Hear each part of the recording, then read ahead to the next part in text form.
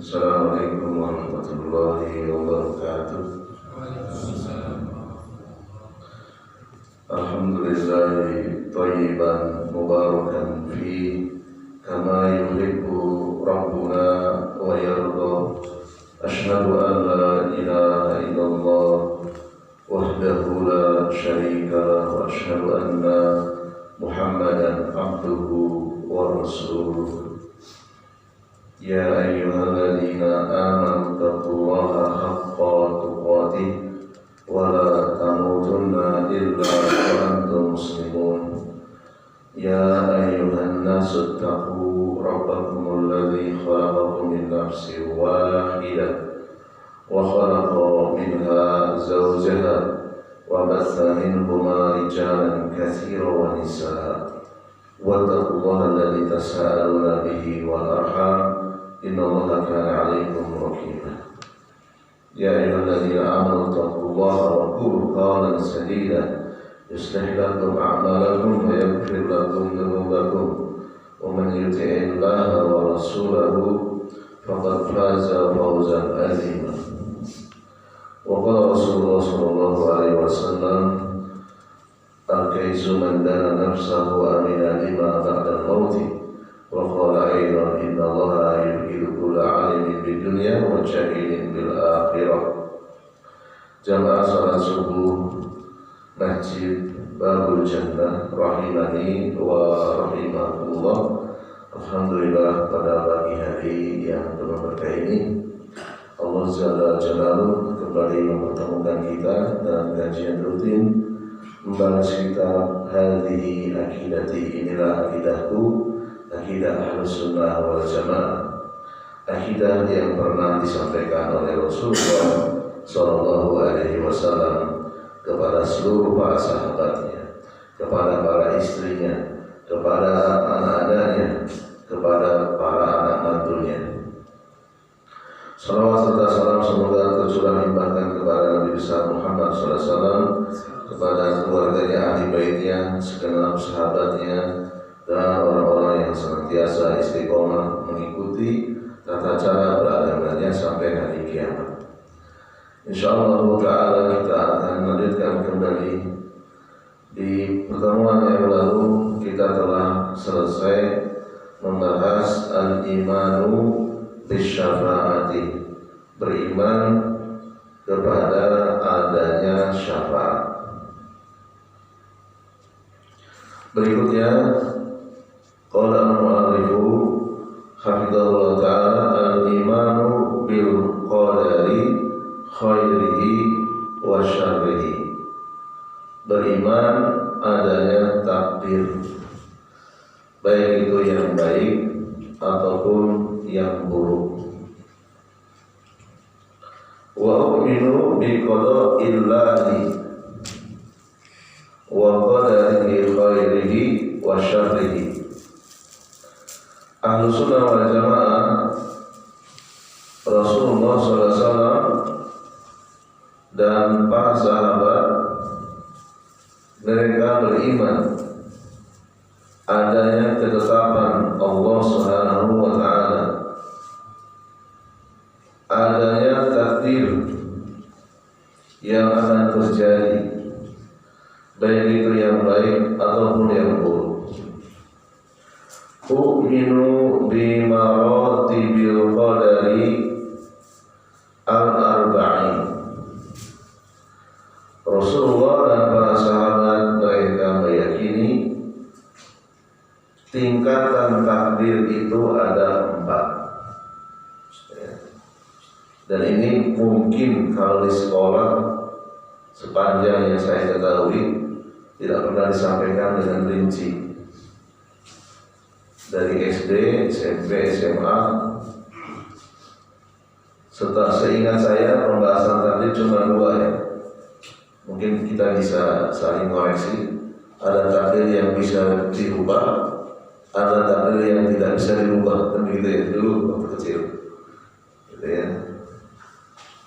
Lupa namanya takdir yang bisa dirubah, takdir apa namanya? Ada yang masih ingat di sekolah? Ada yang bisa dirubah, ada yang tidak bisa dirubah, gitu ya. Nah, kita sekarang akan mempelajari tingkatan takdir itu ada 4. Yang pertama al-ilmu. Tingkatan takdir yang pertama al-ilmu, ilmu. Yang kedua al-kitabah, pencatatan. Yang ketiga al-masyiah, kehendak. Dan yang keempat al-khalqu, penciptaan. U'minu bil ilmi wa anna Allaha 'alima al-asya'a qabla qawmiha fil azali. Maksudnya apa beriman kepada 4 tingkatan ini dijelaskan secara satu persatu. Meyakini adanya ilmu. Allah memiliki ilmu tentang segala sesuatu sejak dari dahulu kala.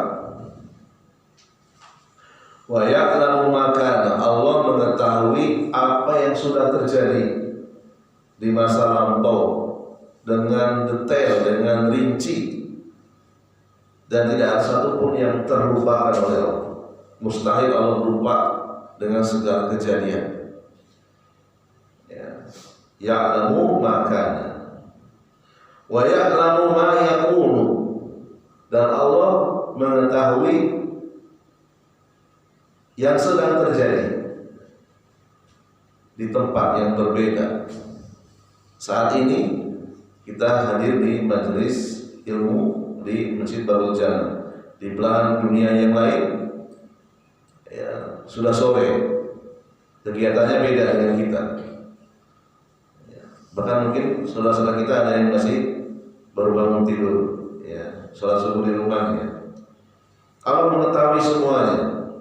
Demikian juga Allah mengetahui orang-orang yang sedang melakukan maksiat, entah di pelacuran, di tempat perjudian, di prostitusi, ya. Allah Maha tahu segala kejadian makhluk-makhluknya di lautan, di langit, yang saat ini sedang terjadi. Fil hadiri wal mustaqbali, dan Allah juga mengetahui apa yang akan terjadi. Setelah kita selesai dari pengajian ini, Allah tahu apa yang akan kita lakukan. Setiap diri kita masing-masing sudah diketahui oleh Allah Subhanahu wa ta'ala. Wa ya'lamu ma lam yakun law kana kaifa yakunu, dan Allah mengetahui secara rinci bagaimana terjadinya. Kaifa yakun, seperti apa kejadiannya Allah tahu. Apa dalilnya? Surat Al-Baqarah ayat 231. Wattaqullaha, bertakwalah kalian kepada Allah, takutlah kalian kepada Allah. Wa'lamu, ketahuilah, annallaha, sesungguhnya Allah, bikulli syai'in alimun, Allah mengetahui segala sesuatu. Ya. Kulli syai'in di sini maknanya tadi ya'lamu ma kana, mengetahui yang sudah terjadi. Ya'lamu ma yakunu, mengetahui apa yang akan terjadi. Ya. Ya'lamu fil mustaqbali, Allah mengetahui apa yang akan terjadi. Jadi ada 3 waktu, dulu, sekarang, yang akan datang.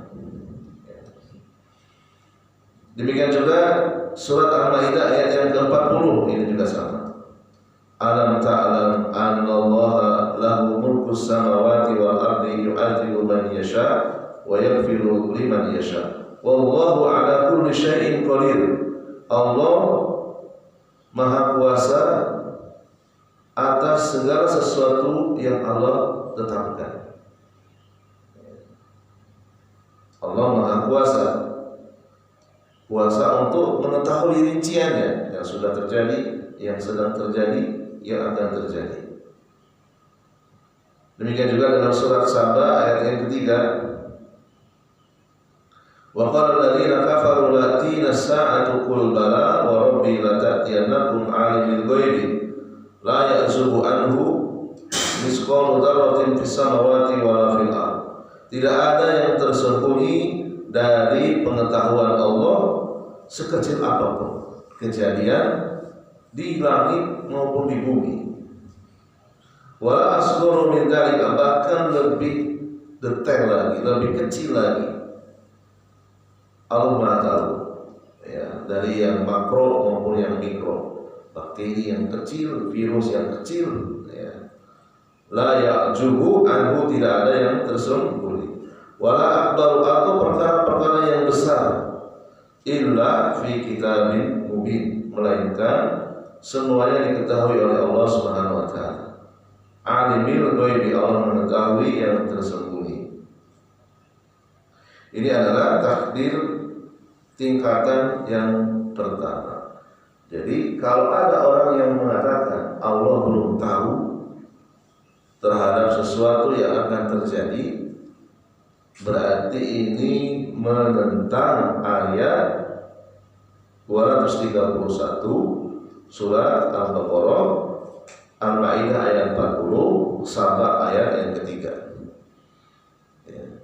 Jadi kalau belum terjadi itu bukan takdir namanya, kan gitu ya. Misalnya dengan ungkapan seperti itu, kalau belum terjadi itu bukan takdir. Ya. Berarti Allah belum menetapkan kalau begitu. Allah sudah menetapkan. Gitu ya. Jadi segala sesuatu sudah diketahui oleh Allah SWT. Perbuatan manusia yang ahli kebaikan, ahli hasanat, ahli ketaatan, maupun perbuatan hamba yang ahli maksiat sudah Allah ketahui. Ya. Terkadang pernyataan ini mungkin bingung gitu ya. Kalau gitu untuk apa kita beramal? Allah sudah tahu kok yang melakukan kebaikan siapa, yang melakukan maksiat siapa. Para sahabat juga penasaran gitu ya Rasulullah. Kalau sudah diketahui semuanya, siapa yang masuk surga, siapa yang masuk neraka, terus untuk apa kita beramal? Rasulullah balik nanya gitu ya. Emangnya kalian sudah tahu siapa yang masuk surga, siapa yang masuk neraka? Kan dirahasiakan gitu ya. Karena dirahasiakan itulah berbuatlah sesuai dengan apa yang Allah cintai dan apa yang Allah inginkan. Niscaya semuanya akan dimudahkan. Orang yang ahli kebaikan dia akan dimudahkan untuk melakukan kebaikan. Ahli maksiat dia pun juga akan dimudahkan untuk melakukan maksiat. Ya. Itu yang pertama. Wa u'minu bil kitabi wa anna Allah kataba kulla syai'in fi dzikri wa huwa al-lawhil mahfuz. Alima al-asya'a kullaha wa katabaha minal zawati was-sifati wal af'ali. Tingkatan takdir yang kedua, Allah telah menyuruh pulpen. Allah memiliki makhluk namanya pulpen, al-qalam. Disuruh oleh Allah untuk menulis segala sesuatu, dan itu sudah disimpan di Lauhil Mahfuz. Benda-benda yang tidak bernyawa atau benda-benda yang memiliki ruh, Allah catat sifat-sifatnya. Ya.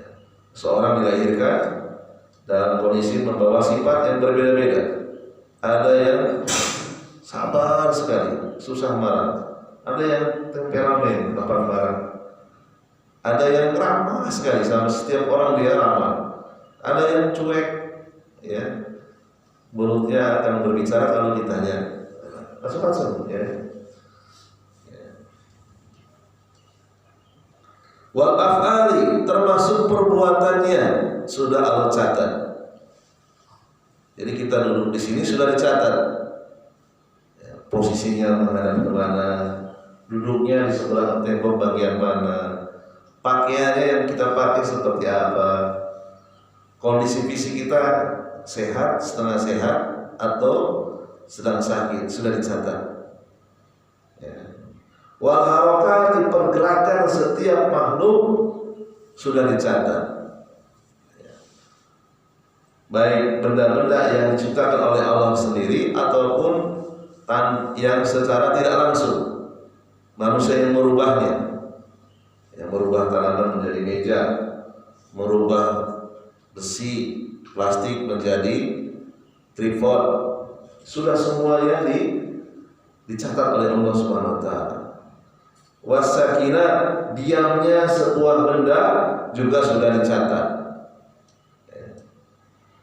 Warabbi, yang basah, wal yabisi, yang kering, dicatat semuanya. Benda-benda yang basah ataupun yang kering, makhluk yang basah, makhluk yang kering, wal hayati wal mauti, yang bernyawa maupun yang tidak bernyawa. Was-sa'adati, Allah juga catat kapan seseorang itu merasakan kegembiraan, kebahagiaan. Ya. Was-saqai, dan juga sudah dicatat kapan orang itu menangis, kapan orang itu bersedih, berduka. Ya. Wal izzi, dan Allah juga mencatat kapan orang itu dimuliakan, dihormati, dihargai. Ya. Wal zulli, dan kapan seorang itu akan dihinakan, dilecehkan, ya, disingkirkan, dibunuh karakternya, sudah dicatat. Jadi dunia ini memang campuran ya. Di satu tempat makhluk itu bisa mengalami as-sa'adah dan juga bisa berganti as-saqa. Dia juga bisa mengalami al-izzi, al-zulli. Ya, berputar-putar terus, siklus. Ya, mengalami siklus. Terkadang senang, terkadang sedih, terkadang dimuliakan, terkadang dihinakan. Tidak semuanya orang memuliakan kita dan tidak semua orang menghina kita. Ya. Wal azzi, dan Allah juga mencatat kapan seseorang itu mengalami kelemahan fisik, wal kaisi, dan kapan seseorang itu merasakan nikmatnya kekuatan fisik. Ya, sudah dicatat semuanya, baik manusia ataupun binatang ataupun benda-benda mati. Qala Allah Ta'ala alam ta'lam anna Allah ya'lamu ma fis sama'i wal ardi inna dzalika fi kitab. Tidakkah engkau tahu sesungguhnya Allah mengetahui apa saja yang ada di langit dan di bumi, sesungguhnya yang demikian itu sudah dicatat semuanya, lengkap. Ya. Lengkap, tidak ada satupun yang terlewatkan. Inna dzalika 'alallahi yasir. Sesungguhnya pencatatan itu bagi Allah yasirun, sangatlah mudah, tidak keberatan, tidak kesulitan. Al-Hajj ayat yang ke-70. Berikutnya Al-Hadid ayat yang ke-22.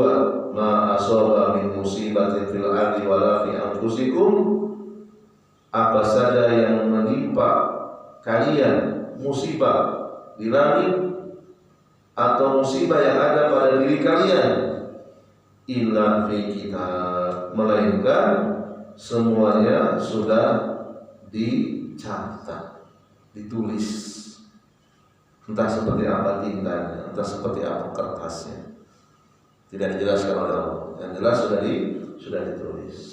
Min qabli an nabra'a, yang sudah kami lakukan hal itu sebelumnya. Inna dzalika 'alallahi yasir. Semuanya yang demikian itu sangatlah mudah. Dan juga Allah ulangi kembali di surat Al-An'am ayat 59. Wa indahu mafatihul ghaib, hanya pada sisi Allah kunci-kunci yang ghaib, rahasia-rahasia yang ghaib hanya ada pada Allah. La ya'lamuha illa huwa, tidak ada yang mengetahuinya kecuali Allah saja. Rasulullah juga tidak mengetahui perkara yang ghaib kecuali disampaikan melalui wahyu. Wa ya'lamu ma fil barri wal bahri, Allah tahu semuanya yang ada di daratan dan yang ada di lautan. Wa ma tasbutu min waraqatin, tidaklah jatuh Halai daun pun illa ya'lamuha wala habatin, melainkan Allah mengetahuinya, dan tidak ada satupun biji-bijian fi dhulumatil ardi, yang ada di kegelapan malam di permukaan bumi, wala rabbin, tidak ada yang basah, wala yabisin, tidak ada yang kering, illa, melainkan semuanya fi kitabin, sudah dicatat oleh Allah SWT, mubinin, dengan rinci, dengan jelas.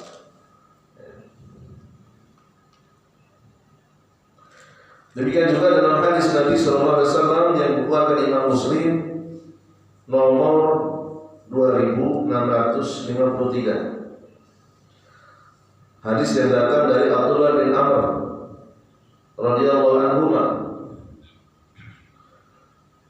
Abdullah bin Amr mendengar ucapan Nabi SAW, lalu kemudian disampaikan. Dicatat oleh Imam Muslim dalam kitab Sahihnya, kata Allah telah mencatat maqadirul khalaiqi, takdir-takdir para makhluknya, qabla an yakhluqa, sebelum diciptakan as-samawati, sebelum diciptakan langit-langit, wal arda, dan bumi. Jadi pencatatan tersebut dilakukan sebelum langit dan bumi diciptakan. Jadi nyatat dulu, menulis dulu, baru diciptakan.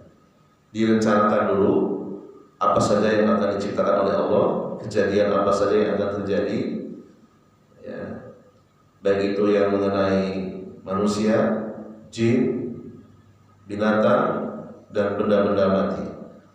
Sudah dicatat 50.000 tahun, ya, bi khamsina alfa sanati, 50.000 tahun sebelum langit dan bumi diciptakan. Allah sudah menciptakan arsy, menciptakan pulpen, lalu kemudian pulpen disuruh oleh Allah untuk mencatat peristiwanya 50.000 tahun sebelum langit dan bumi diciptakan. 50.000 tahun setelah selesai pencatatan, baru diciptakan bumi, diciptakan langit, diciptakan manusia, diciptakan jin, diciptakan benda-benda mati, binatang, tumbuhan, dan seterusnya. Qala, beliau bersabda, wa arshuhu 'alal ma'i. Pada saat 50.000 tahun sebelumnya, arsy sudah diciptakan oleh Allah. Arsy berada di atas samudra air. Ya, jadi di atas bumi ini ada 7 lapis langit. Di atas 7 lapis langit itu ada samudra air. Di atas samudra air ada arsy. Ya, jadi arsy termasuk makhluk yang pertama kali diciptakan oleh Allah. Demikian juga samudra air dan pulpen. Pulpen diberitakan untuk tuliskanlah, wahai pulpen, kulla syai', segala sesuatu, ila yaumil qiyamah, sampai hari kiamat. Dalam surat Yasin juga disebutkan ayat yang ke-12, inna nahnu nuhyil mauta, sesungguhnya kamilah yang menghidupkan sesuatu yang tadinya tidak bernyawa menjadi bernyawa, menghidupkan sesuatu yang mati menjadi hidup. Wa naktubu ma qaddamu wa atharuhu, dan kami catat apa saja yang dilakukan oleh para makhluknya, bekas-bekas yang mereka lakukan, sisa-sisa peninggalan yang mereka lakukan. Wa kullu syai'in ahsaynahu fi imamin mubin, segala sesuatu sudah kami kumpulkan catatan-catatan tersebut fi imamin mubin, di dalam Lauhul Mahfuz.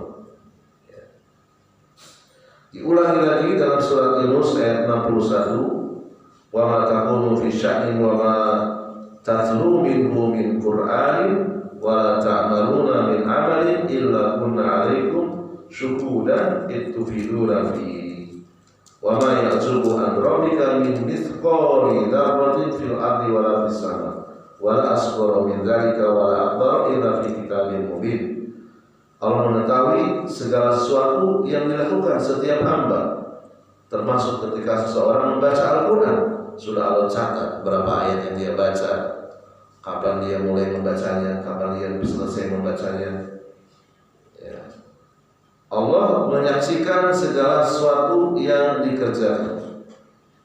Pada saat mengerjakan, pada saat dia merencanakan, mengerjakan, dan selesai mengerjakan. Allah tidak lelah melihat seluruh makhluknya. Semuanya dalam penglihatan Allah Subhanahu wa taala. Yang besar maupun yang kecil, di bumi atau di langit, fi kitabin mubin, semuanya sudah ditulis. Jadi Allah memiliki sifat menulis. Allah merintahkan pulpen suruh menulis atas perintah Allah Subhanahu wa taala. Kemudian berikutnya tingkatan takdir yang keberapa? Ketiga. Yang pertama ilmu, yang kedua pencatatan, yang ketiga adalah al-masyiah, kehendak.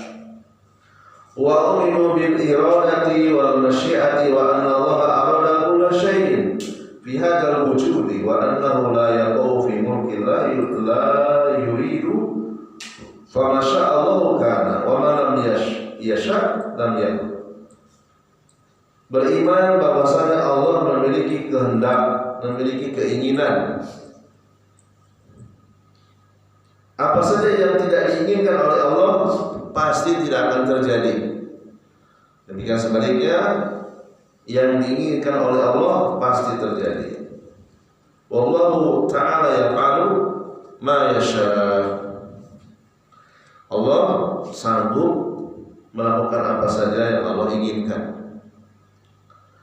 Di antara dalilnya surat Hud ayat 107, khalidina fiha ma damatis samawati wal ardu illa ma syaa rabbuk inna rabbaka fa'alun lima yurid. Sesungguhnya Tuhanmu fa'alun lima yurid. Allah berkehendak kepada apa saja yang Dia inginkan. Allah mampu berbuat apa saja. Diulang lagi dalam surat Al-Buruj ayat yang ke-16, fa'alun lima yurid. Allah mampu berbuat apa saja yang Allah kehendaki. Innallaha yudkhilul ladzina amanu wa 'amilus shalihati jannat. Allah sanggup memasukkan orang-orang yang bertauhid, orang-orang yang mengamalkan amal soleh ke dalam surga yang di dalamnya mengalir sungai-sungai. Innallaha yaf'alu ma yurid. Sesungguhnya Allah Maha mampu berbuat apa saja ma yurid, yang Allah inginkan. Al-Hajj ayat 14. Diulang kembali dalam surat yang sama ayat yang ke-18. Alam tara anna Allaha yasjudu lahu man fis samawati wa man fil ardi was-samsu wal qamar wan nujum wal jibal wasyajar wad dawab wa katsirun minan nas wa katsirun haqqo 'alaihi al-'adzab wa man yuhinillahu fama lahu min mukrim innallaha yaf'alu ma yasha. Sesungguhnya Allah yaf'alu, sanggup melakukan ma yasha, apa saja yang Allah inginkan. Dan diulang-ulang dalam surat Al-Maidah ayat yang pertama, surat Al-Insan ayat 30, surat Al-An'am ayat 125. Banyak sekali dalilnya. Jamaah sekalian rahimani wa rahimakumullah, berdasarkan ayat-ayat yang dikumpulkan oleh para ulama, kehendak Allah itu terbagi menjadi dua. Yang pertama al-iradatu al-qauniyah, kehendak yang namanya kehendak kauni. Kehendak kauni ini kehendak yang tidak ada hubungannya dengan kecintaan Allah Subhanahu wa taala. Allah menciptakan tetapi Allah tidak mencintainya. Gitu ya.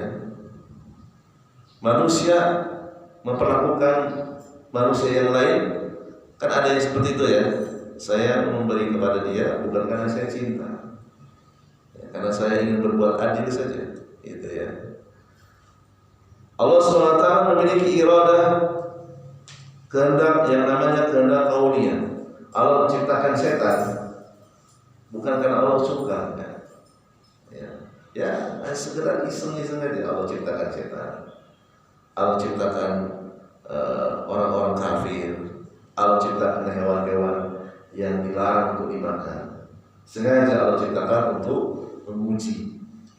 Allah ciptakan babi, ya, supaya menjadi ujian. Manusia itu akan memanfaatkannya atau menghilangkannya. Ya, kalau kita sebagai orang Islam tidak boleh memelihara babi. Tidak ada salahnya babi itu dimusnahkan. Tetapi kan Allah menciptakannya sengaja sebagai ujian. Binatang yang paling untung kalau diternak, dijual, itu paling untung. Keuntungannya berlipat-lipat dari hewan yang lainnya. Ya. Bahkan saya melihat ya di Solo, di Surakarta, yang melihara babi itu bukan hanya orang kafir, orang Islam pun banyak Pak. Ke masjid Pak, ya, tiap hari ke masjid. Saya datang ke rumahnya, di dapurnya melihara babi. Dia nggak pernah ngaji, hanya rutinitas saja, sholat pulang.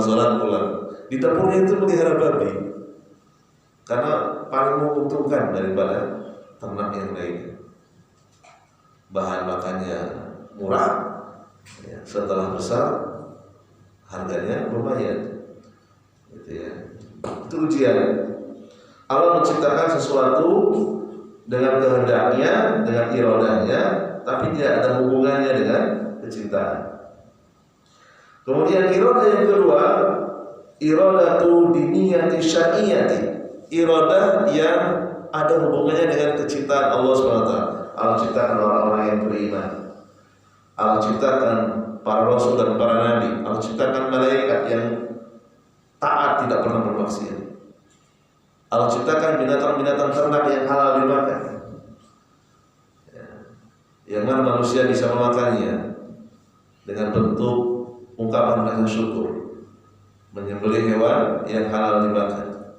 Allah ciptakan yang indah-indah, pemandangan yang indah, dataran yang indah, laut yang indah, ya, yang ada hubungannya dengan kecintaan Allah SWT. Semuanya atas kehendak Allah Subhanahu wa ta'ala. Dan yang terakhir, yang keempat, tingkatan takdir yang keempat, wa u'minu bil khalqi wal ijari wa anna Allah khalaqa kulla syai'in fi hadzal wujud fala khaliqa illallah khalaqa dawatil asya minal insi wal jinni wad dawab. Allah menciptakan segala sesuatu, Allah menciptakan makhluk dan perbuatan makhluk. Allah menciptakan makhluk dan perbuatan makhluk. Allah menciptakan saya, menciptakan bapak-bapak, dan menciptakan perbuatan kita semuanya. Jadi perbuatan kita yang menciptakan Allah Subhanahu wa ta'ala. Kenapa? Kita tidak mungkin jamaah sekalian mampu datang ke masjid kalau tidak diciptakan oleh Allah. Misalnya, ketika kita mau bangun tidur, tiba-tiba urat saraf yang ada di kaki kita putus, peredarannya nggak lancar. Allah sengaja stroke misalnya, kita nggak bisa berdiri Pak, nggak bisa berjalan, stroke. Allah hentikan peredaran darahnya, sarafnya Allah putuskan, otaknya nggak bisa berfungsi, nggak bisa berjalan. Tapi Allah bantu, dilancarkan peredaran darahnya, sarafnya dinormalkan, nggak ada yang putus. Matanya masih bagus, tidak diputus saraf-sarafnya, masih bisa melihat dengan jelas, sehingga kita mampu untuk beribadah kepada Allah SWT. Ya. Dalilnya banyak sekali, di antaranya